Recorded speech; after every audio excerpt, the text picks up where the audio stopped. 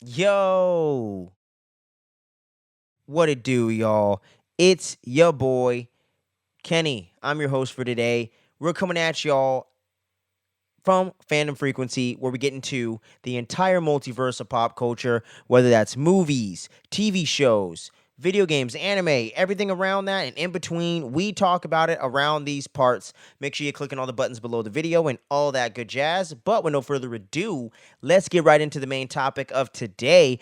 Game of Thrones Season 4. We're halfway through the series now, and god damn, we got a lot to talk about. The review series continues. We're going all the way from the beginning to the very disappointing ending for most of the Game of Thrones fan base out there. But we're going to see where I fall on the line with that. But let's get right into it right now.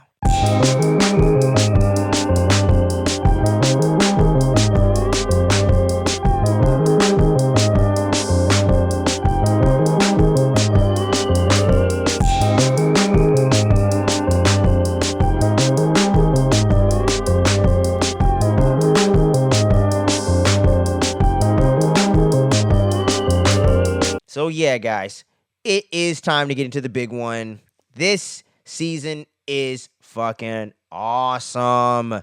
It pays off everything set up in the previous season. For those of you that are joining us, maybe for the first time, for some reason, in the middle of the review series, if you didn't catch my opinions on season 3, I did really enjoy season 3 quite a bit, actually, and thought that the last few episodes especially had such an amazing payoff for what was going down, but I just felt like they stretched out all the plot lines a little too much, a little bit of just being too slow as opposed to being a slow burn, in my opinion. But everything comes to a head in season 4, and we hit the motherfucking ground running with the death of King Joffrey. Finally, his bitch ass gets got, is poisoned, dies from the wine that he drinks at the royal wedding between him and Marjorie of House Tyrell. The wedding finally goes down. Everyone's there. Tyrion was forced to marry Sansa Stark, so now they're there as a married couple in and of themselves. They actually have their own marriage go down either in the end of season 3 or the beginning of season 4. I've been binging the hell out of it, so it all bleeds together a little bit, so forgive me.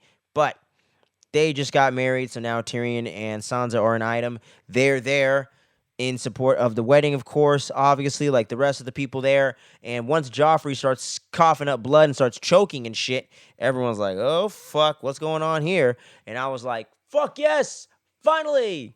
The motherfucking worst of them all, pretty much, gets got. Finally, nobody's safe in this show. And those of you that already saw it know that for sure. So, those of you that saw it the first time around back in the day, not necessarily seeing it for the first time now. But anyways, I digress. So getting into the rest of the season here, really just love the way that they're able to pay off all these things, And from the death of Joffrey, that ends up getting Tyrion blamed for the murder of King Joffrey and Sansa Stark as well, due to Cersei pointing the blame at him by yelling it out loud and blaming him when literally he just happened to be standing there. I'm like, you really think he would plan to kill him and he'd just be standing right there?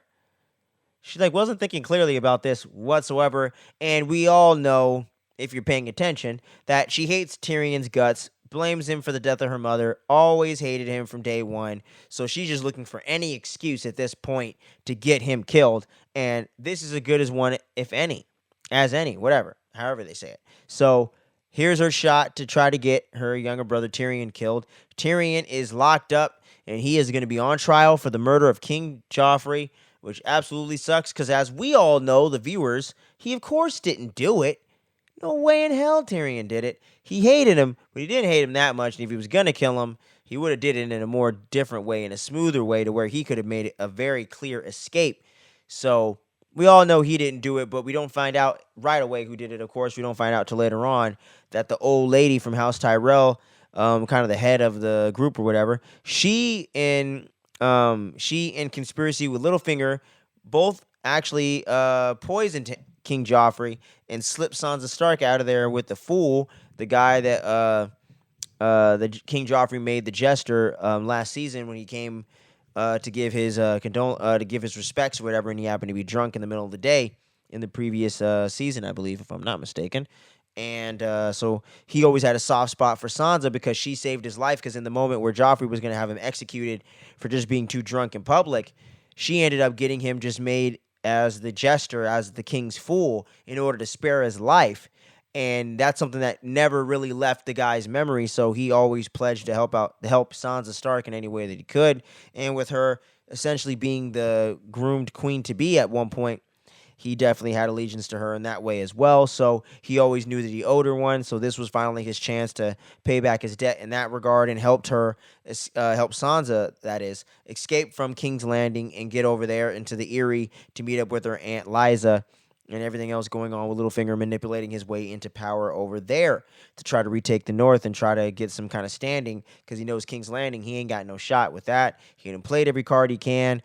The people that he's employed for, the brothel are getting hurt and other things are going on. The girls that work there, some of them leaving. Shay kind of becoming, part of the royal, what would be the right word? Staff, I guess, if you will, because she's kind of Sansa's right-hand lady or whatever, kind of one of her servants or something like that. I don't know necessarily what you would call it, but she's one of those type of people. And obviously their relationship is very strained and at a very, very piss-poor point between her and Tyrion, due to the fact that he is forced to marry Sansa. He keeps telling her that he's not attracted to her. She's a child. He's not really into it. He has to kind of do it. He's kind of stuck in this position. But Shay's just being a straight-up bitch and does not understand anything from his perspective and where he comes from. And we find out later on that she truly is a fucking snake. But we'll get into that in just a bit here. But yeah, man. So Arya's off in the Eyrie. And one of my favorite storylines, or two of my favorite storylines this season, was everything going on with Jon Snow at back at the Night's Watch, back at the Wall, and him having to come forward and convince them that he didn't officially join the Wildlings. He was just kind of undercover, kind of stuck in that situation until he was able to make his way back to the Night's Watch and everything like that at the Wall. And they're over there, and a big, huge battle goes down. I believe it's episode 8 or 9 of the season, and a huge battle goes down, an entire episode dedicated to the battle at the Black Tower or whatever, the Black Gate, whatever the hell they call it there at the Wall of the Night's Watch. The Wildlings are making their play. They have united all of their clans that are usually at each other's throats in order to take out the Crows, as they call them, in order to try to make a go at King's Landing and be able to live on that side of the Wall instead of being outcasted to the other side, because winter is coming, i.e. the White Walkers, i.e. tons of things are going to be going down, the blizzards, all that stuff. Shit is about to be going down on the other side of the Wall, so you're going to want to be definitely north of the Wall. King's Landing in the north, wherever you got to be. You want to be past the Wall, Attack on Titan style. So that whole thing goes down, and the whole arc of seeing Jon Snow become a full-on leader and really have to step up and lead the charge and help win the day in the battle is so damn satisfying, because a lot of hype was kind of going around in the ether and in the peripheral conversations that I was hearing about Game of Thrones back in the day when I was in high school and in college when the show was going on its initial run. And I never quite understood what was so cool about Jon Snow, because I never watched the show. The only thing I have any indication of was kind of the Battle of the Bastards, which I did actually watch that battle out of context on YouTube several years back. A buddy of mine was showing it to me. So that's going to be interesting to see how it all plays out when I do get to that point, I believe in season 6, if I'm not mistaken, and see all that play out in context in real time is going to be interesting to see in the next couple seasons. But other than that, I never really knew what seemed to be so cool about Jon Snow, especially when I hopped in and started the series and got in there with season 1. He literally does not do much of anything for the first whole season. Not really much in season 2 as well. Season 3 starts to kind of integrate himself with the Wildlings, and that starts to kind of pump up his character and the overall development and his place within the overarching story in the world of Westeros that takes place in Game of Thrones. So now I fully see more of what the character's about, what his kind of arc is, and the trajectory of where his character can go, and where and what place and what role he has to play in this show. Now is starting to kind of come together and make sense for me. And he had one of the most satisfying storylines and interesting storylines of the entire season. Every time I went back to the Night's Watch, for the most part during this 4th season, I was very much engaged and very, very invested in his journey and seeing where Jon Snow was going to do and seeing if they can win the day. They won the battle, but they certainly haven't won the war. More wildlings are coming. And I'm not exactly sure where that's going to go yet. I'm about halfway through season 5, just an FYI. So you're going to get that season 5 review pretty soon. I would say about a week exactly from the time you see this. So that's going to be our last review for a little bit. Going to go on a short hiatus. Just a quick aside. We're going to be getting into some other content, some big movies right around the corner in June for the summer season. Going to be getting into some anime content as well. And then we'll be getting kind of back into full swing on the Game of Thrones. But so look out for that next season 5 review after this one in about a week from the time you're seeing this. But yeah, so not exactly sure where everything's going to pan out with the Wildlings versus the Night's Watch and where everything's going to go exactly with Jon Snow's character. But in this 4th season, I definitely was much more invested, definitely much more interested, and definitely all in on Jon Snow's storyline. And the storyline of Daenerys as she fully becomes a queen in Essos, liberates all the slaves there, now has a full-fledged army, now is truly ready to take her place on a throne and really lead people and truly figure out what it is to become a queen and a leader of a nation and of a people.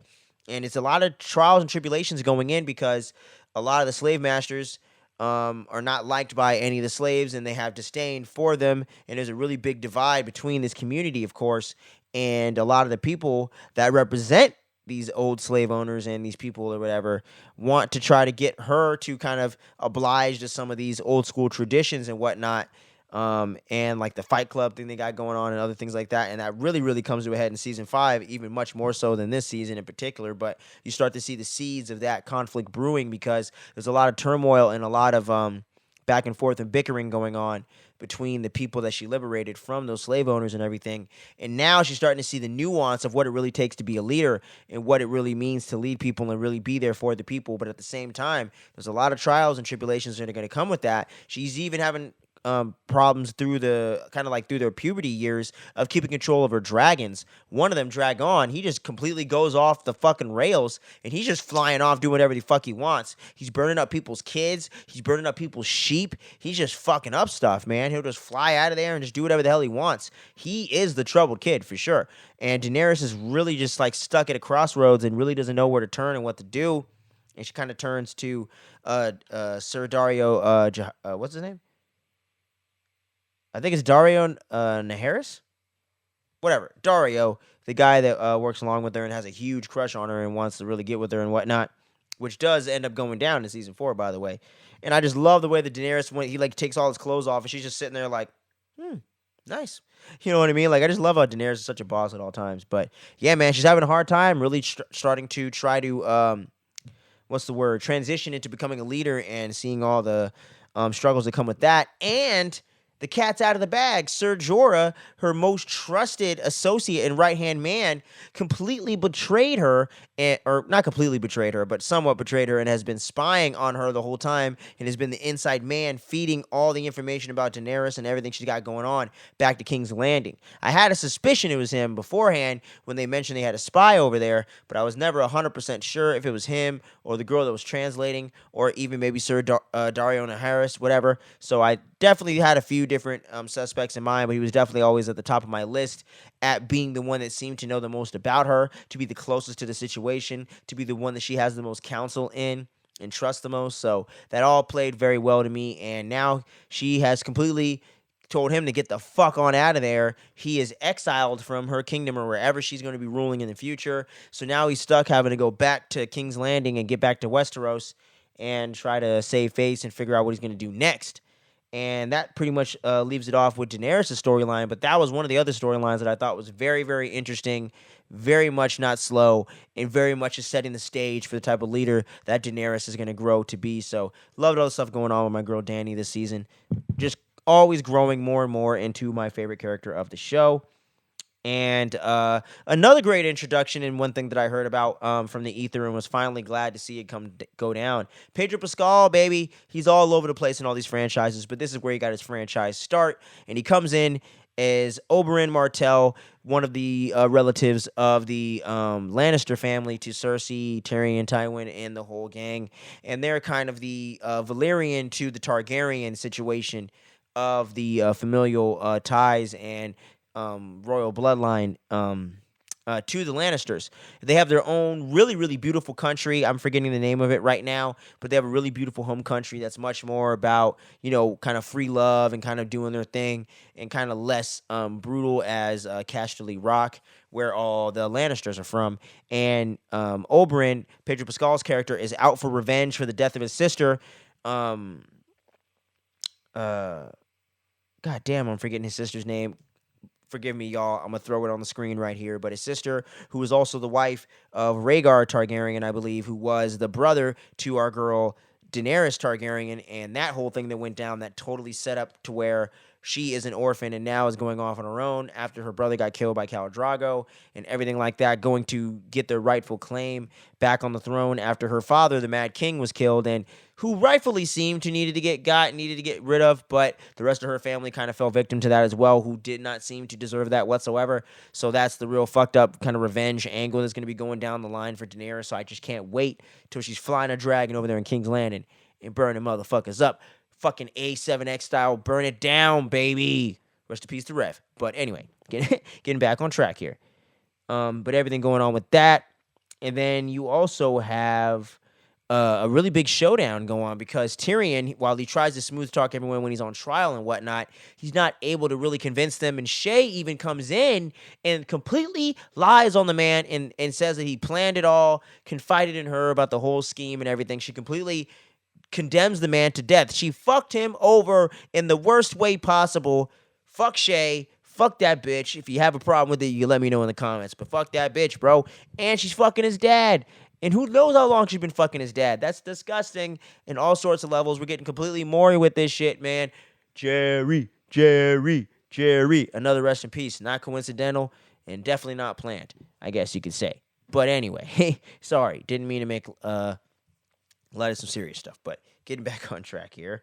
But yeah, so she lies on him, and then he's like, you know what? Fuck you all. I want a trial by combat because I'm not getting any fair counsel here. And his dad's even like, Tywin's like, oh shit, okay. So then he gets Oberyn, when he doesn't get him to. Oberyn volunteers himself to be his champion to represent him in this combat, trial by combat, Mortal Kombat going down with the motherfucking mountain I'm talking about. Gregor Clegane, the man that made the Hound look the way he did. The baddest motherfucker in Westeros, you could say. The mountain is Cersei's choice as the champion to go against Tyrion to end up getting him guilty. And Oberyn was this fucking close to winning the day. He was beating the hell out of the guy, playing to the crowd like he's like MJF on AEW Dynamite. He was killing it. He was freaking outmaneuvering the mountain by a landslide. He had him. He stabbed him with the poison darts and everything. Had him right where he wanted him, but he got way too cocky and upset about the situation. It was like, admit what you did. You raped her. You killed her. You did all this shit. Admit it, motherfucker. And then he fucking sweeps his legs, the mountain that is, sweeps Oberyn's legs from under him, knocks his teeth out by simply giving him a straight up right punch to the face, makes him choke on his own teeth, knocks a bunch of teeth out of his skull, and then he gets on top of the man and smashes his head like somebody just smashed a gusher, and it just fucking explodes everywhere, and his wife's like, yo, holy shit. I'm forgetting the woman's name, but she's an excellent actress, and we're going to be getting more into her in season 5. Don't you be touching that dial. But man, one of the most gnarliest kills in the show. Squeezed his eyes out through the back of his head and smushed his head and completely shattered his skull. It's fucking crazy, man. God damn, Jason would be proud. You know what I mean? But woo, doggy. Game of Thrones don't be playing, man. And we got, so moving on from there, just getting into some of the final things of the season before we kind of wrap this up, because I don't really have any negatives for the season, if I'm being honest with you. So you got Arya and the Hound making their extended road trip. He finally gets fatally hurt. She leaves him for dead. So that's one person off her list. And now she is making her way over to, where's the place? I forget the place. But she's trying to meet up with Jack and Hagar so she could become an assassin herself and get the abilities that he has in order for her to take out all the rest of the people on her kill list and the people that have done all the wrong to her family and whatnot, and all the big Kill Bill revenge kill list she's been building up all through the season so far. And I gotta say, Arya Stark is an awesome character. I am glad that she's kind of getting out of the road trip aspect and kind of getting into something else new in the seasons to come, because I did think that was getting a little bit played out in the past couple seasons. But I really love the character, love what Maisie Williams brings to the role. Really can't wait to see what's going to go down in the future, because believe it or not, I haven't heard any spoilers for anything past this season where I'm at right now. Don't know anything going on with season 7 or 8, so I have no clue where things end off with Arya Stark or Sansa Stark for that matter. So now those characters, Sansa that is getting much more interesting, and now it's kind of coming into her own. Arya has always been that for me and is only getting more interesting and more compelling as it goes along, and the character development for both the characters has been so strong. So going to be very interesting to see where the Stark sisters go from here. The whole Bran storyline, while he's searching for the three-eyed raven or whatever, they finally get to that destination, but his boy gets taken out in the process, the other person that can see visions and shit like that. So we get a little bit more development and some advancement in that plot line or whatever. Not necessarily anything I'm not interested in, if I'm being honest. Don't really care about Bran as much as a character. Do feel bad for him. Ended up being a cripple and whatnot. Ended up becoming handicapped, but, I'm just not that interested in the character in a general sense, if I'm being honest with you. But, absolutely dug the season. This might be my favorite season of the show. I'm going to wait until I do the ranking at the end of this review series to definitively make up my mind in that regard. But between this one and season 2, goddamn, some of the dopest seasons of television I've ever seen. Let me know what you thought about this latest and greatest season 4, man. I absolutely loved everything that was going on. The cinematography, the score, everything was just top notch. The action was taken to a whole nother level. The twists and turns were so well done. The pacing was just perfect the entire freaking 10-episode run. Love me some Game of Thrones Season 4. Really, really becoming a big, huge fan of this show. The more and more I watch it, the more my fandom is starting to grow for it. But let me know what you thought about this this 4th season of Game of Thrones. Is it your favorite? Is it your least favorite? What did you think about it overall? What did you think about it the first time you seen it? If you saw it when it first initially ran on HBO. And if you didn't initially see it, what do you think about it now that you've finally had a chance to catch up between now or the pandemonium back in 2020? What have you? Let me know what you think about the show down in the comments. We're going to be continuing the review series with season 5 within a week from now. We got some horror movie niche movies as well coming down the pipeline, and we got the big summer movie season about to kick off next week with Across the Spider-Verse Part 1. So make sure you don't miss our spoiler review for that. And we're going to have a spoiler-free and spoiler-filled discussion for all that stuff. So make sure you stay tuned. Don't sleep. Much love for checking out this review. And we'll catch you again hopefully real soon. Much love. Peace out.